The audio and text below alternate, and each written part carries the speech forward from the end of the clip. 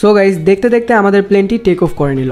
আর guys China থেকে Vietnam কিন্তু খুবই অল্প সময়ে যাওয়া যায়, যেহেতু চায়না এবং ভিয়েতনাম দুটি একদমই পাশাপাশি রাষ্ট্র। সো পাশাপাশি রাষ্ট্র হওয়াতে এদের মধ্যকার যে ফ্লাইট টাইম ডিউরেশনটা এটা খুবই অল্প হয়ে থাকে। চায়নার গুয়ানজু বায়ুন এয়ারপোর্ট থেকে আমরা যাত্রা শুরু করেছি অ্যান্ড আমাদের প্লেনটি ল্যান্ড করবে হচ্ছে ভিয়েতনামের হানোই এয়ারপোর্টে। সো আমাদের সময় লাগবে প্রায় 1 ঘন্টার মতো। আমাদের প্লেনটি টেক অফ করেছে বিকেল 4টার দিকে। সো আশা করা যায় বিকেল 5টা নাগাদ আমরা ভিয়েতনামে পৌঁছে যাব।